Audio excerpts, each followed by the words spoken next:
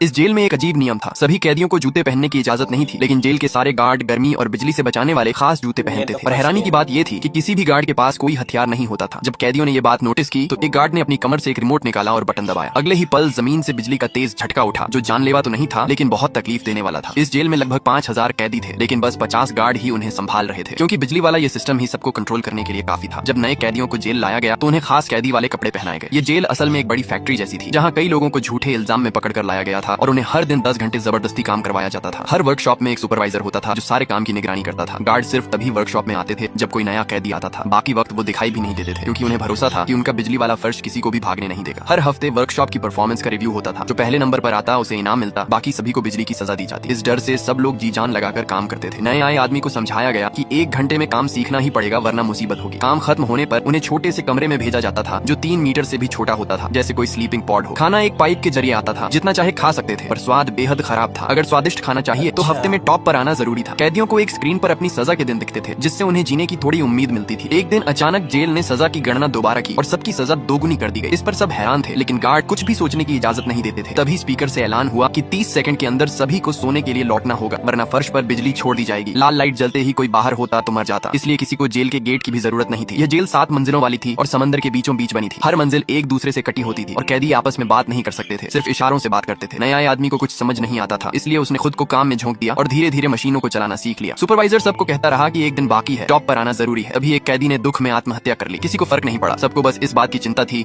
कि अब एक आदमी कम हो गया तो काम में देर हो जाएगी, जिससे सजा मिल सकती है। नंबर 3, मशीन पर काम करने वाले गिरकर चौथे नंबर पर आ चुके थे। सब दौड़ भाग कर काम में जुट गए, लेकिन वो आदमी जिसने शुरू से भागने का सोच रखा था, वो हर बार टॉयलेट टाइम में पाइप काटने की कोशिश करता था। इसी बीच नए कैदी लाए गए और उस आदमी को एक बात समझ में आई। गार्ड ने जूते नहीं पहने थे और फिर भी उन्हें करंट नहीं लगा, मतलब वो प्लेटफॉर्म बिजली से जुड़ा नहीं था। तभी उसके दिमाग में एक प्लान आया, गार्ड को वहीं मारकर हथियार लेकर भागना। पर वो जानता था कि अकेले कुछ नहीं होगा, सबको साथ मिलाना पड़ेगा। जल्दी ही काम में सुधार हुआ और उनकी टीम टॉप पर आ गई। उन्हें इस बार बिजली की सजा नहीं दी गई। तभी किसी ने बताया कि दूसरी मंजिल पर कुछ बहुत बड़ा हुआ है, पूरे 500 कैदी बिजली से मारे गए। इसीलिए उस दिन थोड़ी देर के लिए बिजली भी चली गई थी। सुपरवाइजर को भी ये सब सुनकर शक होने लगा, लेकिन उसने कहा कि जब तक कुछ पक्का नहीं पता तब तक बस काम करो। फिर एक बूढ़ा कैदी थक कर गिर पड़ा। डॉक्टर बुलाया गया जो खुद भी कैदी था। उसने चुपचाप कहा, ये बूढ़ा वैसे भी नहीं बचेगा, यहाँ कोई कैदी जिंदा जेल से बाहर नहीं जा